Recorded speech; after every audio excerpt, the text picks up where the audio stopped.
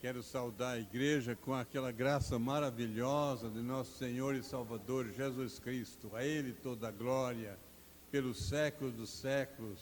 A Ele que foi o vencedor e que é o vencedor em todo o tempo, venceu a morte e nos dá a condição de estarmos aqui para exaltar o seu santo nome. A Ele toda a glória, e no nome dEle é que a gente faz a saudação à igreja. 1 Reis 17, 24 diz: nisto conheço agora que tu és o homem de Deus e que a palavra do Senhor na tua boca é verdade. Essa palavra foi uma viúva que teve um filho morto e o profeta Elias o ressuscitou em nome de Deus. Então ela faz essa excelente declaração: reconheço que na tua boca a palavra de Deus é verdade. E é nessa verdade, nesta orientação bíblica, que vamos cultuar a Deus. Mas para isso precisamos pedir que Ele esteja aceitando o culto que vamos lhe oferecer. Vamos orar. Ó Deus, a tua palavra na boca do profeta Elias, era verdade. A tua palavra na nossa boca tem que ser reconhecida como verdade. Ela é sempre verdade. A tua palavra é verdade. Louvado seja o teu nome, sempre, sempre, sempre. Pai de amor, aceita o culto que vamos te oferecer. Aceita em nome de Jesus. Amém. Nós vamos cantar o hino 68. O hino 68 fala sobre dependência. Nós dependemos de Deus em todo tempo, em todo momento, em todo instante. E diz o poeta sacro: eu creio, Senhor, na divina promessa. Vitórias já tive, mais lutas aqui. Contudo, é muito certo que a gente tropeça. Por isso, Senhor, eu preciso de Ti. Vamos cantar esse hino?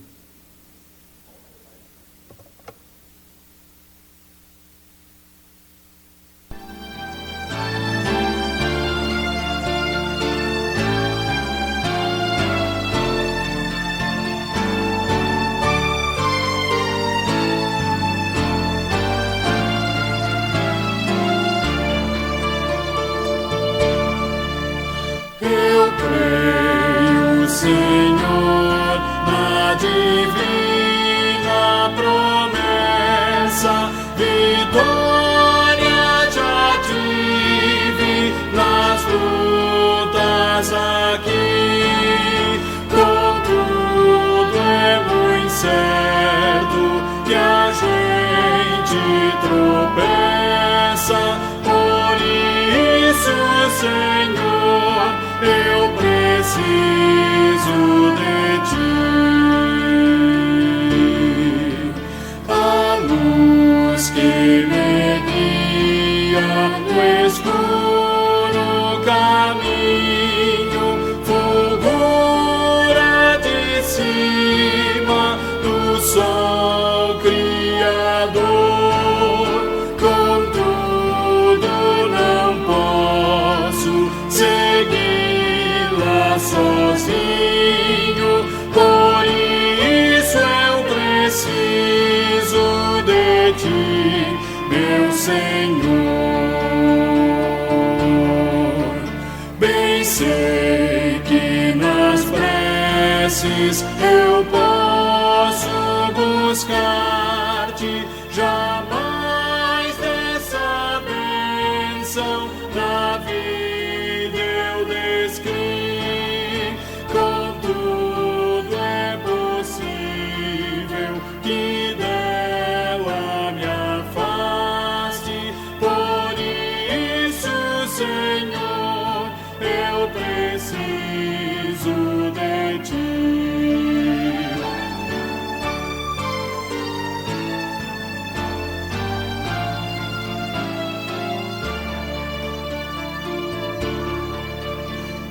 Esforços da terra, precário destino, empenho dos homens, riqueza o que for, não valem a bênção do reino divino. Por isso eu preciso de ti, meu Senhor. Amém. A igreja pode sentar-se. Precisamos de Deus em todo o tempo. Nós somos fracos. Uma criança não anda na rua sozinha. Ela não se consegue defender. Nós somos fracos. Precisamos da ajuda de Deus em todo o tempo. A ajuda de Deus em todas as situações, em qualquer circunstância. E por isso o salmista, no Salmo 63, de 1 a 4, ele diz: ó Deus, Tu és o meu Deus forte, eu te busco ansiosamente. A minha alma tem sede de Ti, meu corpo almeja, como uma terra árida, exausta, sem água. Porque a Tua graça é melhor que a vida, os meus lábios Te louvam. Assim, cumpre-me bem dizer, enquanto eu viver, o Teu nome levanto as minhas mãos. Eu Te busco ansiosamente. Buscar a Deus ansiosamente é uma vontade imensa, é colocar a mente e o coração na busca de Deus, na intensidade da busca de Deus, é a intensidade da intimidade com Deus. É isso que o salmista está dizendo aqui: eu te busco ansiosamente. E então ele diz assim: cumpre-me bem dizer o teu nome. Nós vamos bem dizer o nome de Deus em oração de adoração e na sequência cantando o hino 144. Vamos orar. Ó Deus, que o nosso coração, que a nossa alma, que a nossa mente estejam preparados, ó Deus, para Te buscar ansiosamente, com maior desejo do coração, com maior ansiedade, com maior vontade, com a maior paixão, com a maior intensidade da adoração. Senhor, abençoa-nos nesse desejo bendito, nesse desejo benigno, nesse desejo de intimidade maior contigo. Senhor, esteja com o teu povo aqui, que veio aqui para Te buscar. Abençoa cada um em nome de Jesus. Amém. E no 144, nos colocando em pé.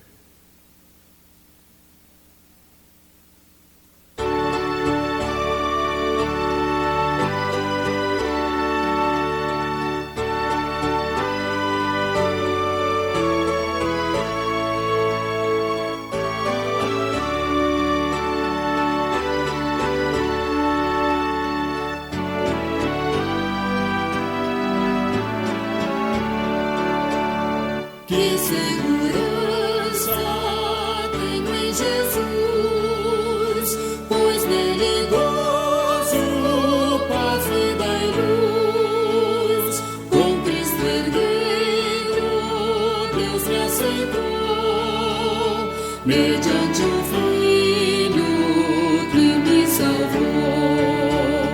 Conto esta história cantando assim: Cristo na cruz foi morto por mim. Conto esta história cantando assim: Cristo na cruz foi morto por mim. Inteiramente me submeti, plena alegria nele senti. Anjos descendo, trazendo os céus, provas da graça que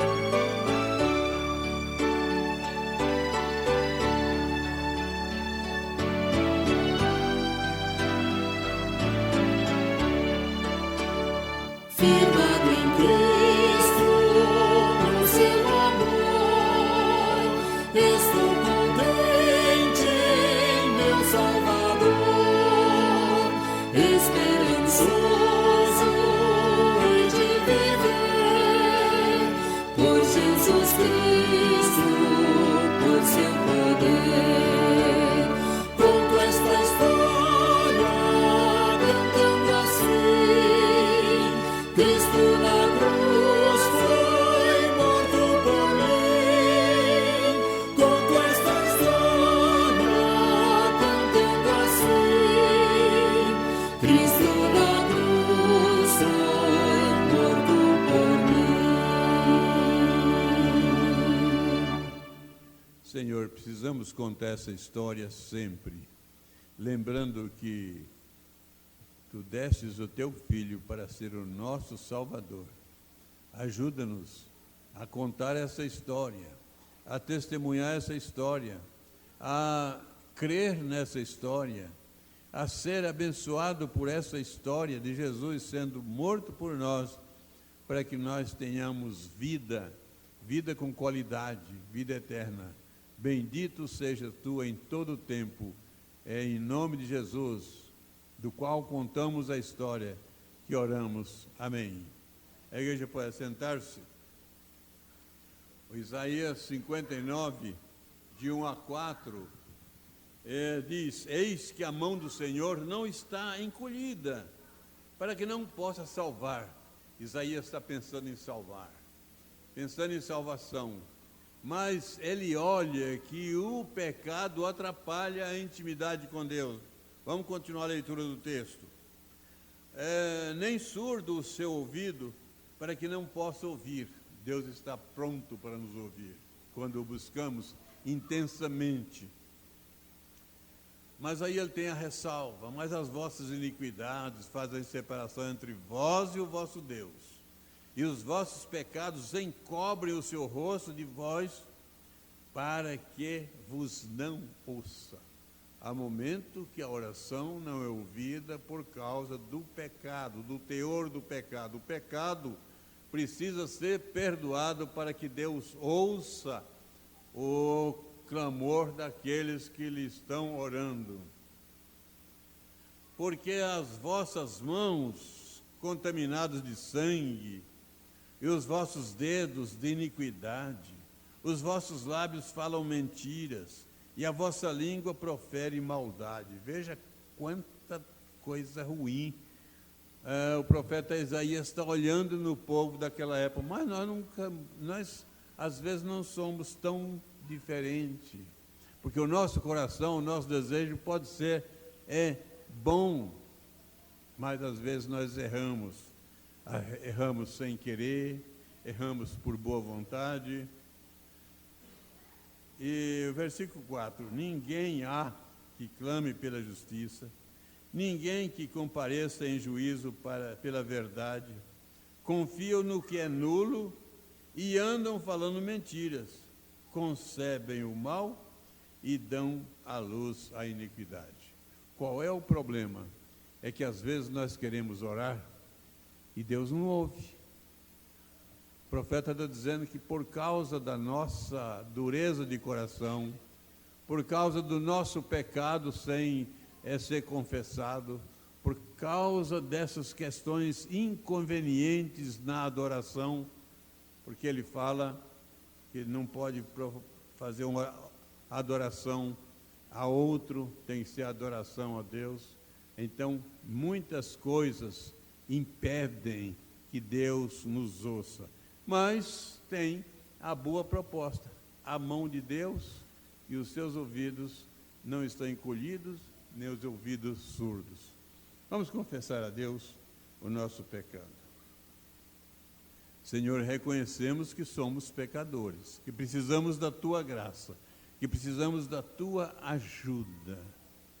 Venha, ó Deus, ao encontro dos nossos corações e da nossa mente, para nos oferecer o perdão, a alegria e a maior vontade de Te servir com verdade, com satisfação, com temor, com reverência, com adoração.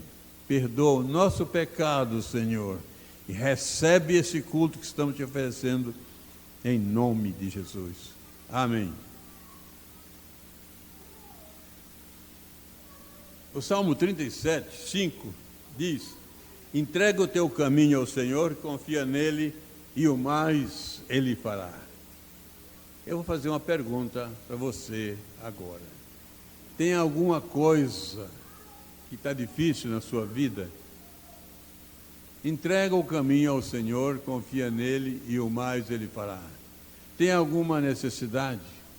Tem algum problema? Saúde? Familiar? Tem?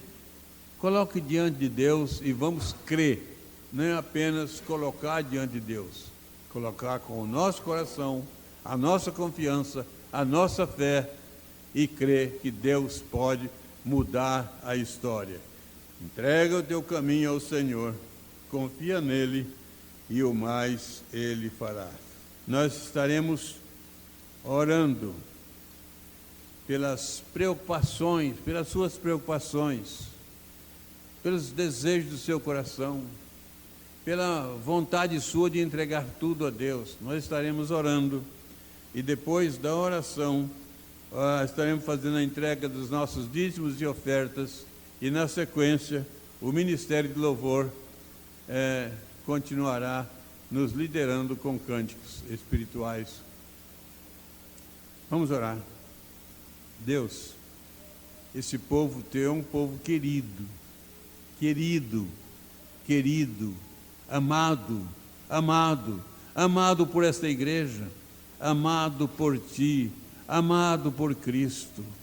E nós queremos te pedir a tua bênção especial na vida de cada um, que os desejos do coração estejam sendo resolvidos, abençoados de uma maneira próspera, para a glória do teu nome, para que a gente, ao receber o prêmio que tu tens oferecido, às vezes da comunhão familiar, o prêmio da melhoria no emprego, o prêmio da saúde, Senhor, que tu estejas dando, após esse prêmio, a nossa vontade de exaltar o teu nome, de bendizer o teu nome, de trabalhar mais na tua causa. E é isso que estamos te pedindo, a tua bênção para o teu povo, em nome de Jesus. Amém.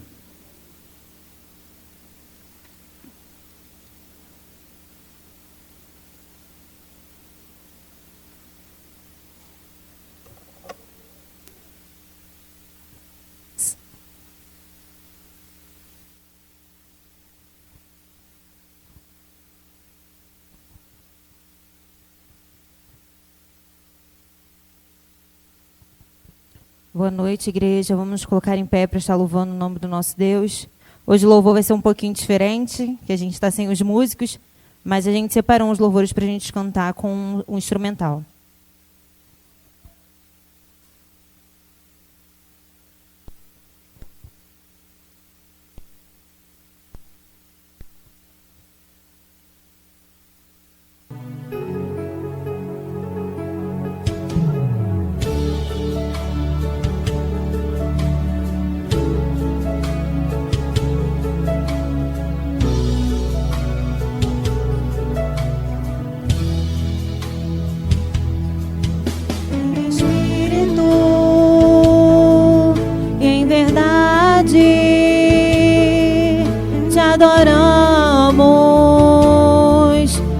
adoramos em espírito e em verdade. Te adoramos, te adoramos, Rei dos Reis e Senhor. Te entregamos nosso viver.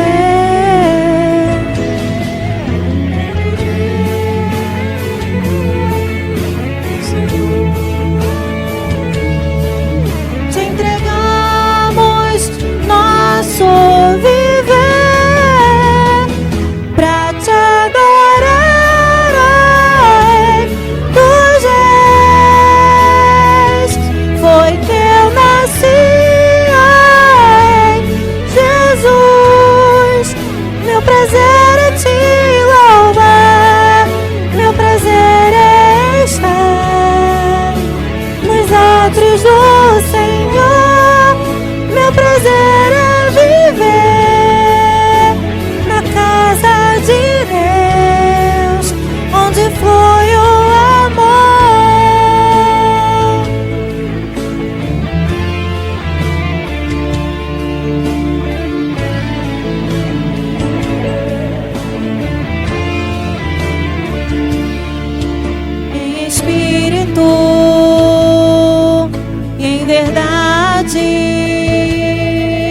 te adoramos, te adoramos em espírito e em verdade. Te adoramos, te adoramos, Rei dos Reis e Senhor. Te entregamos nosso viver, Rei dos Reis e Senhor. Te entregamos nosso viver pra te adorar, ó Rei dos Reis. Foi que eu nasci, ó Rei Jesus.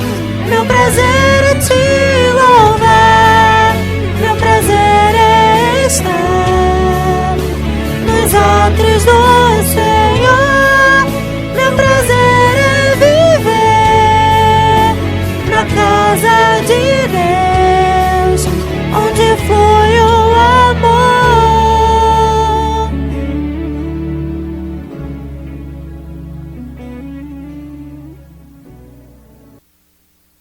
Vamos continuar louvando, falando que nós queremos estar perto, né? Perto de Deus. Não há prazer maior do que estar na casa do Senhor.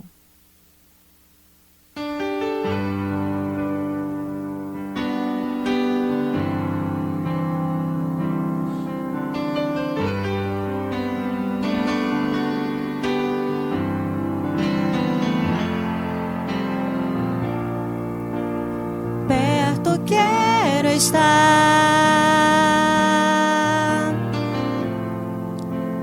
junto aos teus pés,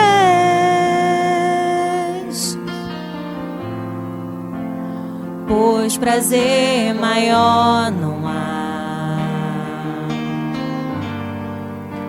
que me render e te adorar. Tudo que há em mim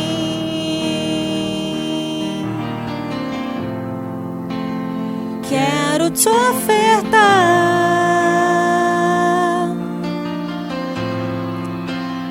mas ainda é pouco eu sei, se comparado ao que ganhei.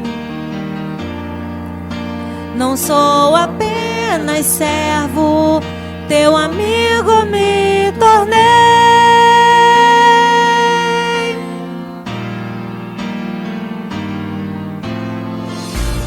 Te louvarei,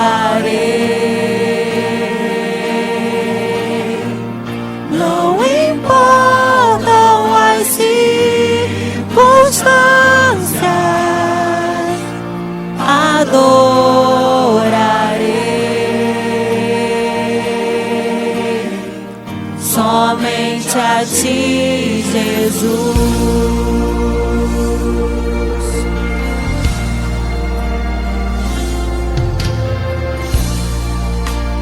Perto quero estar,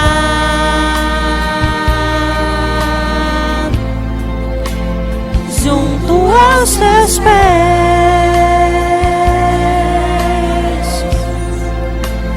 pois prazer maior não há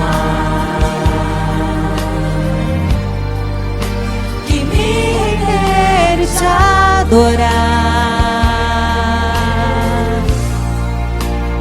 Tudo que há em mim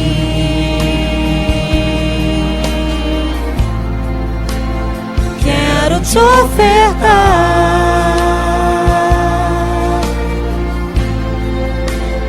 mas ainda é pouco eu sei,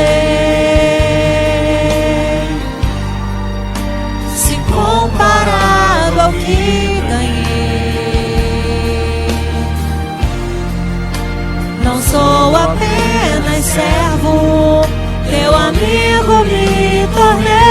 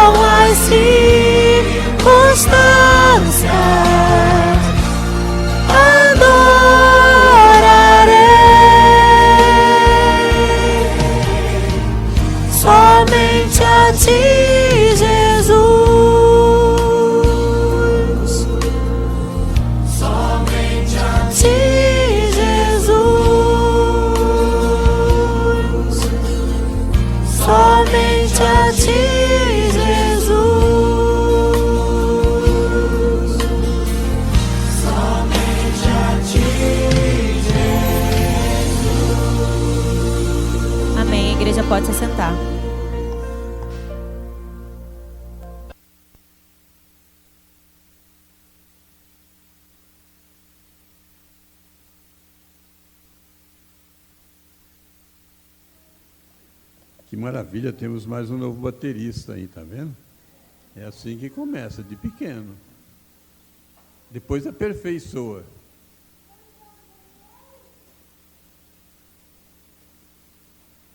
Hoje eu quero só dar um avisinho que a nossa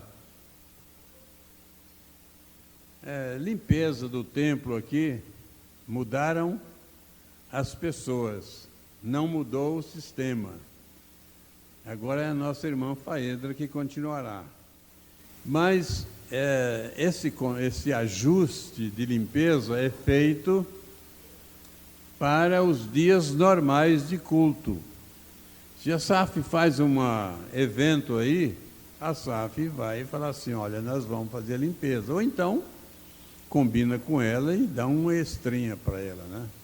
Se o PH fizer, mesma coisa. A UPA, a mesma coisa. Então, vamos colaborar nesse sentido. Nós conversamos com ela hoje. Foi assim, não foi nada de desacerto entre as pessoas que faziam a limpeza antes.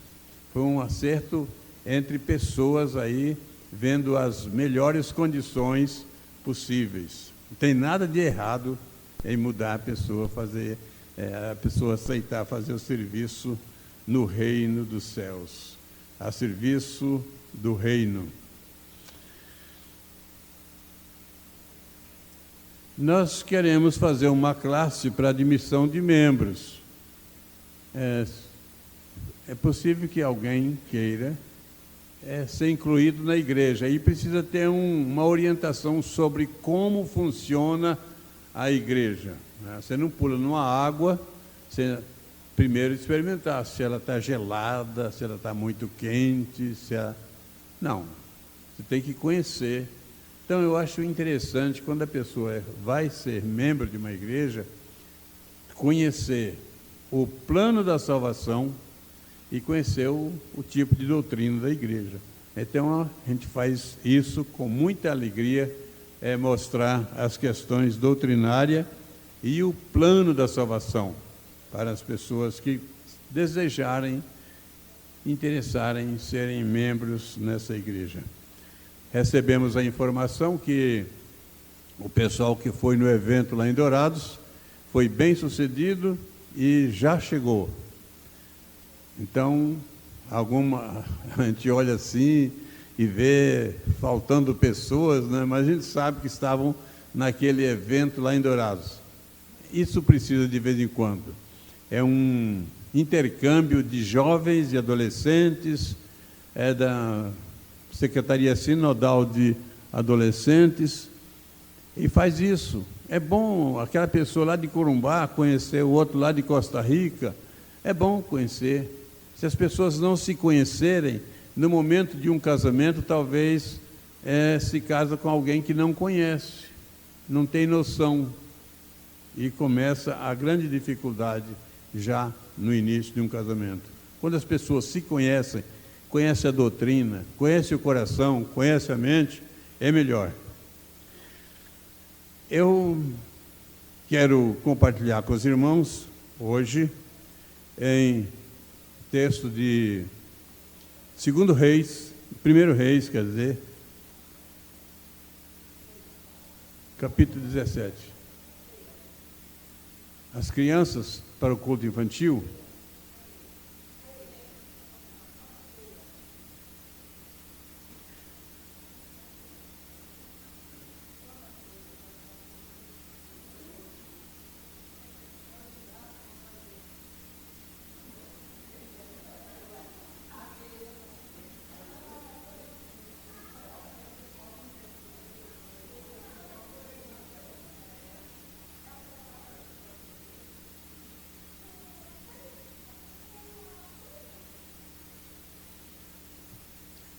Estarei vendo alguns pormenores no texto de 1 Reis, capítulo 17. Entretanto, como a gente percebe que houve uma dúvida aí na celebração da ceia, é sempre no segundo domingo. Sempre no segundo domingo. Se tiver por motivos especiais, tiver que trocar, a gente avisa antes. Então, sempre no segundo domingo, nós temos a Santa Ceia. Nisto conheço agora que tu és o homem de Deus e que a palavra do Senhor na tua boca é verdade. Que maravilha, que declaração maravilhosa. Essa declaração da viúva que foi alimentada e que alimentou o profeta Elias. Ela, depois de um certo tempo de circunstâncias negativas na vida, ela tem o filho que morre e o profeta Elias ora e o filho ressuscita. E ela faz essa grande declaração: nisto conheço agora que tu és o homem de Deus e que a palavra do Senhor na tua boca é verdade.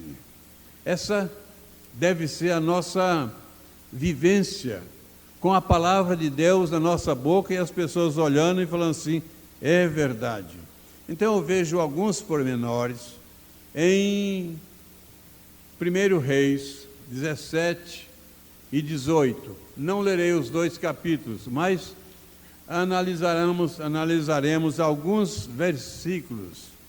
E nesses 2 capítulos a gente encontra aí talvez um resumo muito pequeno que poderia ser assim: Deus age contra os profetas de Baal por meio do profeta Elias, o homem escolhido para essa tarefa. A questão era uma adoração negativa, e o profeta Elias fala contra essa adoração negativa, e a sua vida passa a entrar num estado de perseguição. Eles adoravam o Deus Baal, tinham o Deus Baal como seu adorador, e deixando de adorar o Deus verdadeiro. Baal significa Senhor, divindade masculina suprema dos cananeus ou dos fenícios. Elias significa meu Deus é Javé, ou seja, meu Deus é Deus. O grande profeta do rei Acabe. Acabe, irmão do pai. Acabe significa irmão do pai. Destacando o andamento da profecia, 3 atitudes de Elias, 3 amparos divinos. 3 atitudes de Elias: ousado na confiança em Deus, decaído na vitória, porque no momento que ele teve vitória sobre esses profetas de Baal, ele desanimou. Muitas vezes a gente, diante da vitória, a gente desanima. Diante das grandes coisas, a gente desanima. A gente vê o sucesso e desanima. A gente vê as grandes coisas de Deus que estão à nossa disposição e que estão nos abençoando, nos ajudando, e desanima. O profeta Elias teve esse momento de fracasso, não de desistir de servir a Deus, mas de desistir da plena confiança que tinha e se achar um decaído. Mas também a outra atitude é que ele era forte na fé, a ponto de orar pelo menino morto e ressuscitar. E 3 amparos divinos que nós estaremos olhando é que ele é socorrido por um anjo na solidão. No momento da tristeza, da dificuldade, ele recebe o acolhimento do anjo. Veja só que os anjos, Hebreus diz que os anjos são ministros de Deus a serviço daqueles que hão de herdar a vida eterna. Então, meus irmãos, se vocês têm essa convicção de herdar a vida eterna, sejam conscientes que os anjos são ministros de Deus a favor de cada um de nós que estaremos herdando a vida eterna. Mas um outro amparo divino aqui olhado para Elias é que ele é abastecido de comida de modo adverso.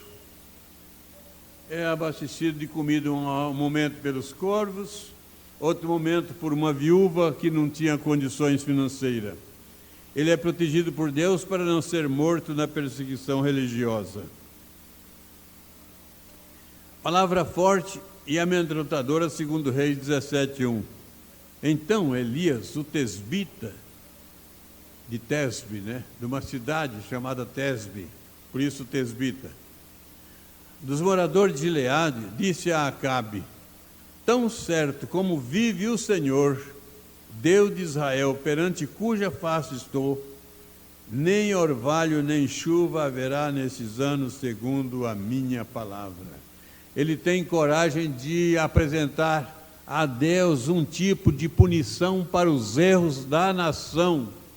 A nação deixou de servir a Deus, e muitas vezes, quando se deixa de servir a Deus, é possível que tenha necessidade de haver um castigo, uma disciplina forte, para balançar o coração e a mente e a vontade das pessoas, a fim de reciclarem a sua identidade com Deus, a sua intimidade com Deus, o seu serviço com Deus.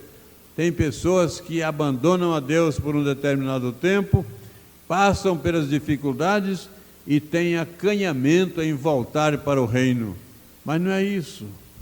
Quando passar pela dificuldade, volta logo, enquanto não termina a vida. Então, Elias tem essa capacidade de orar a Deus, olhar para o povo rebelde e olhar para Deus e falar: Deus, cessa a chuva por um determinado tempo. E isso aconteceu. Elias, tesbita, cativeiro, a residência de Elias, lugar desconhecido, provavelmente na cidade de Tesbe. Mas tem orientação divina nos versículos 17, nos versículos 2 e 3 do capítulo 17.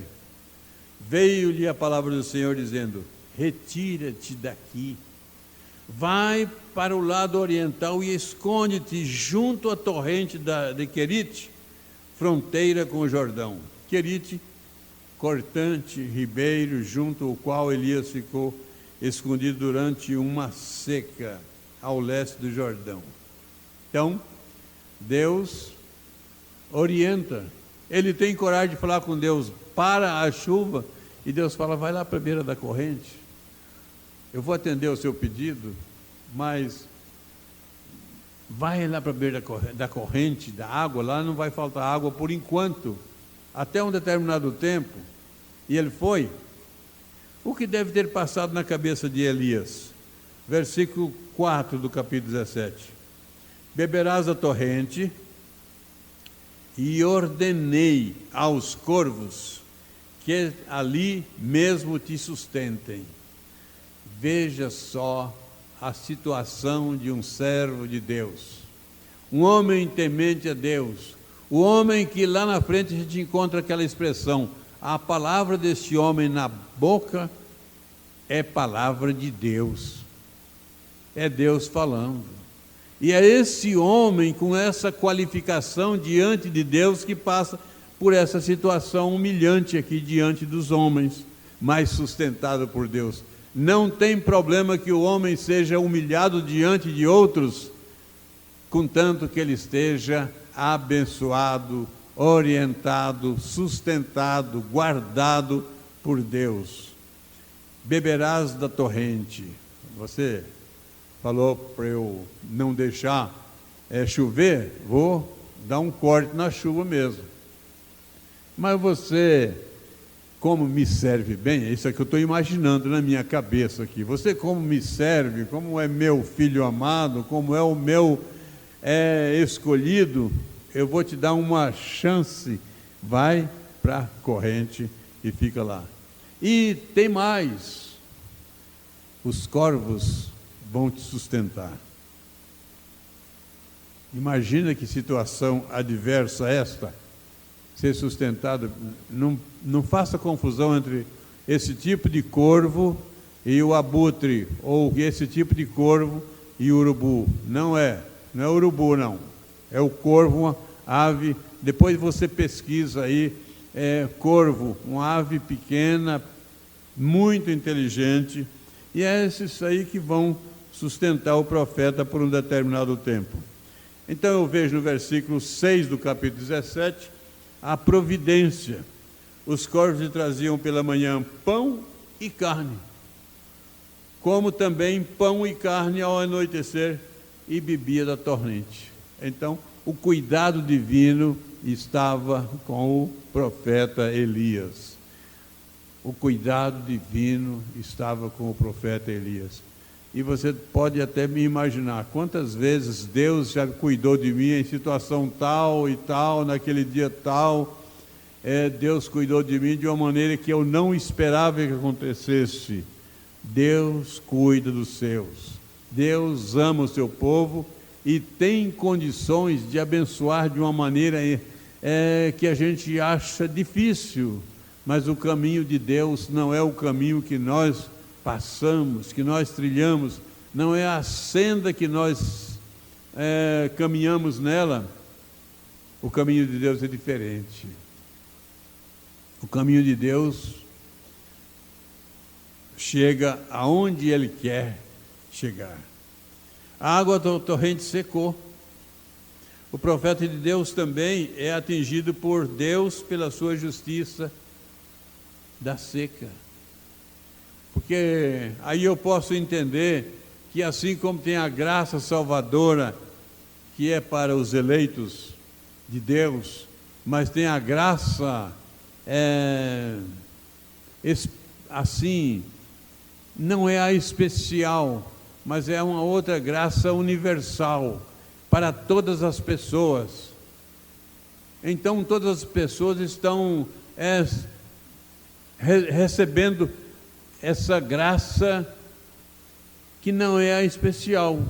A especial é para os eleitos, mas Deus manda a sua graça para os povos justos e os injustos, manda chuva para os bons e para os maus. É uma graça comum, é para todos. Aqui eu entendo Elias recebendo desta graça especial, porque nem todos recebiam a água e nem todos recebiam o pão. Isso pode ser que o profeta fale sobre um dia atingirá também ao mesmo profeta essa seca que ele ora a Deus que aconteça para dar uma noção do pecado do homem. Pode, nessa justiça de Deus, pode ser que atinja também ao profeta. Só que esse profeta é cuidado por Deus, porque ele tem uma missão específica de anunciar a grandeza de Deus e o que Deus faz. E assim como tem a graça comum, podemos entender que tem o castigo comum para que atinge toda a sociedade. Mas tem uma segunda orientação divina na sobrevivência de Elias. 1 Reis 17, 8 e 9. Então lhe veio a palavra do Senhor dizendo: dispõe-te e vai a Sarepta, que pertence a Sidom, e demora-te ali, onde ordenei a uma mulher viúva que te dê comida. Meus irmãos, imagina essa situação. De repente, você é vitorioso lá numa guerra contra os adoradores de Baal, e você sai corrido por causa da religião, é perseguido por causa da religião que serve a Deus, e Deus fala assim: vai lá para a beira daquele rio, lá tem água e tem alimentação levada pelos corvos. Mas secou a água. Deus agora mostra uma outra saída, porque para o servo de Deus sempre há uma saída benéfica. Mas veja só que Elias devia ser um homem trabalhador, acostumado a ganhar o seu sustento, acostumado a oferecer alimentação a outros. Eu quero imaginar isso, não está no texto, mas eu quero imaginar um homem trabalhador, mas agora está numa situação de esconderijo, dependente da graça divina. Nós cantamos logo no começo do culto: eu creio, Senhor, na divina promessa, então nós cantamos. Eu creio nas divinas promessas, eu creio naquilo que Deus pode fazer. Quando a situação se dificulta muito para o servo de Deus, Deus dá uma saída. E aqui agora, depois que secou essa água, Deus fala: Elias, agora você vai para a cidade de Serepta, um lugar de Sidom, você vai sair da região de Israel, você agora vai ser sustentado por alguém que não pertence ao teu povo, porque eu dispõe-te, vai a Serepta, pertence a Sidom, demora-te ali onde ordenei. Quem ordenou? Deus. Ordenei a uma mulher viúva que te dê comida. Olha que situação, a uma mulher viúva que te dê comida. E ele vai. Vamos continuar na observação do texto, 1 Reis 17, 10 a 12, e aí vamos encontrar os dramas de Elias, que eu penso sobre Elias. Eu penso que ele, um homem de bem, um homem não acostumado a pedir esmola, não acostumado a viver às custas de outros, agora tem que viver às custas dos corvos e às custas de uma viúva. Então, mas eu vejo aqui o drama da fé. Elias tem que convencer a viúva. O drama da sujeição, convencer a mulher que sustente. Proposta da graça, o azeite e o trigo não se acabarão.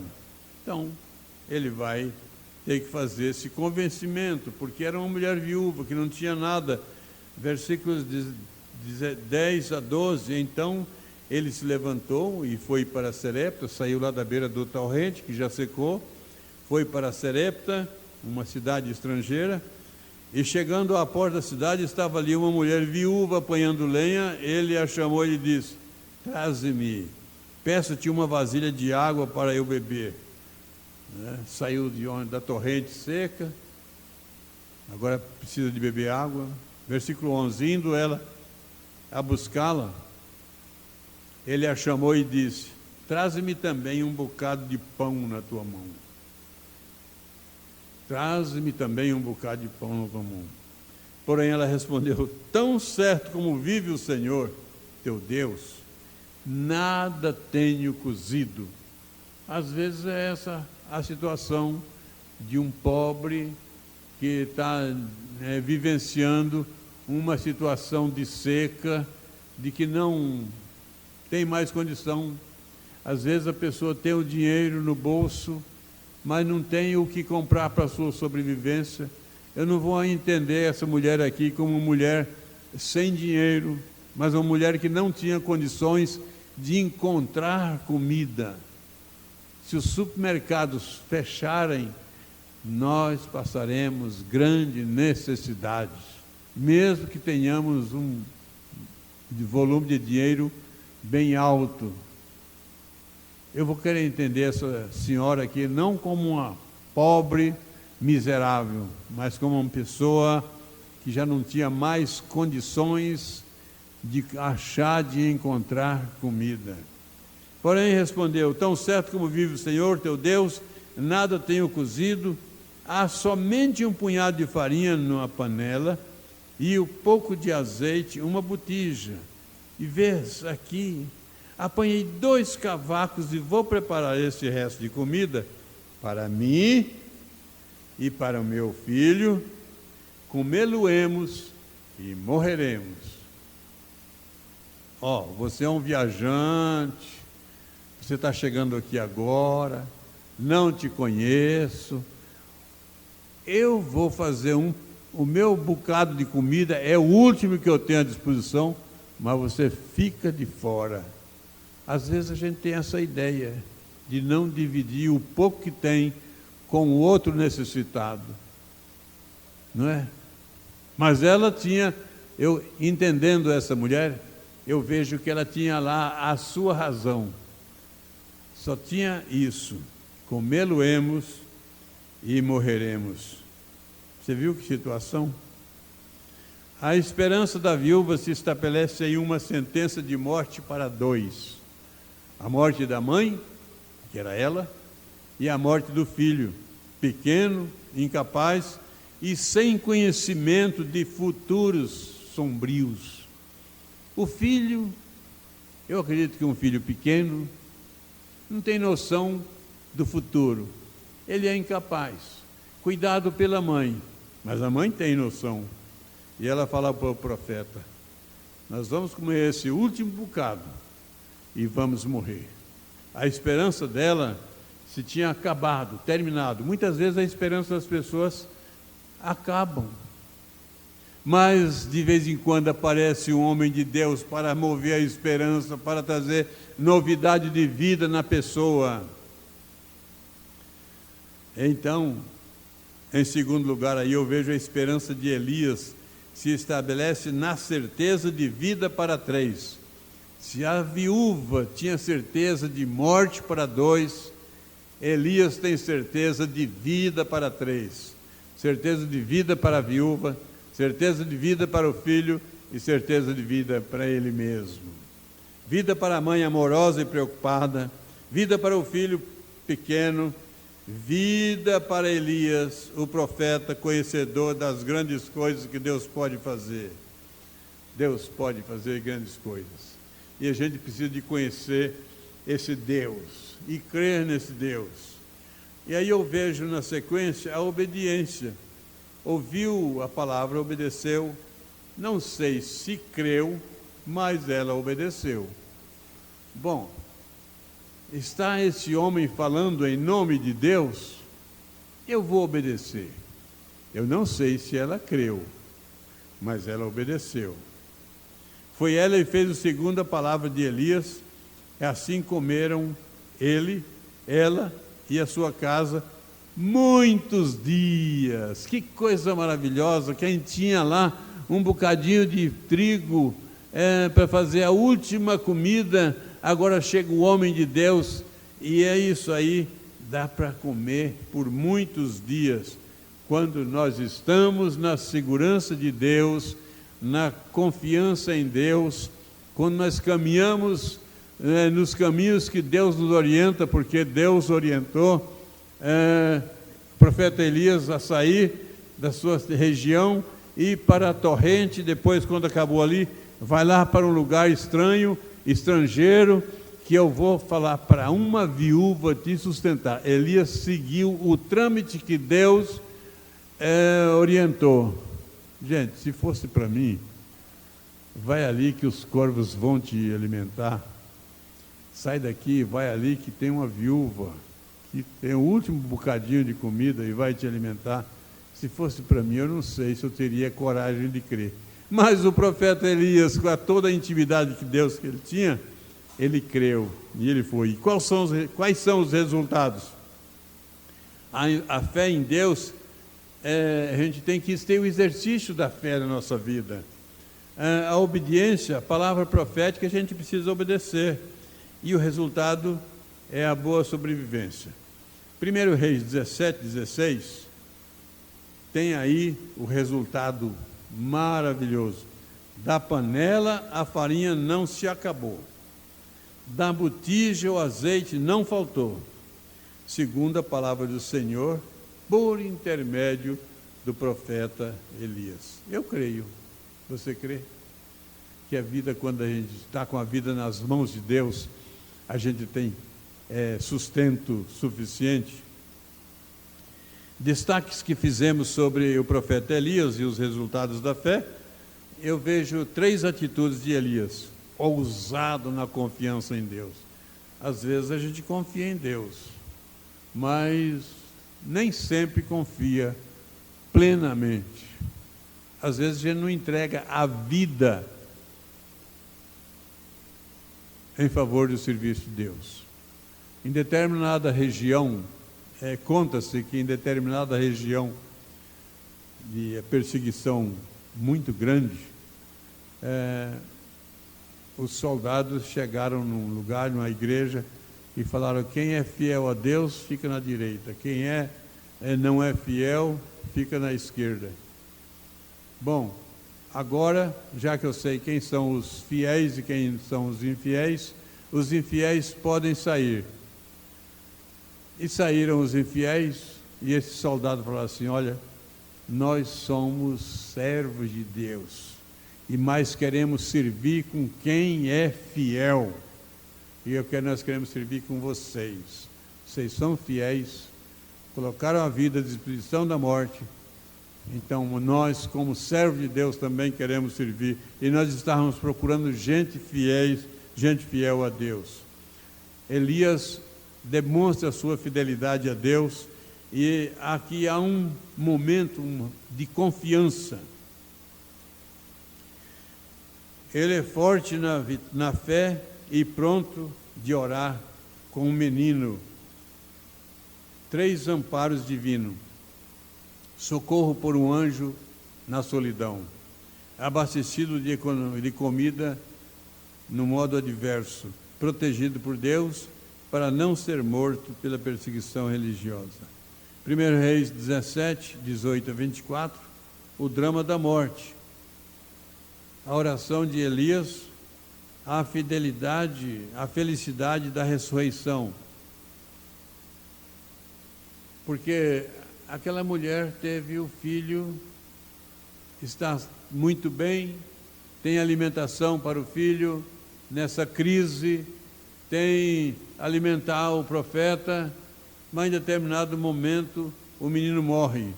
E ela agora passa a reclamar. Toda aquela sobrevivência que ela teve, tudo aquilo que Deus fez, não está mais em pauta. Já não está mais sendo avaliado como uma questão benéfica. E ela fala: que fiz eu, ó homem de Deus? Vieste a mim para trazeres à memória a minha iniquidade e matares o meu filho? E ele disse: dá-me o teu filho. Tomou dos braços dela e o levou para cima, ao quarto, onde ele mesmo se hospedava, e deitou na cama. E então clamou ao Senhor e disse: ó Senhor, meu Deus, também até esta viúva, com quem me hospedo, afligistes matando o seu filho?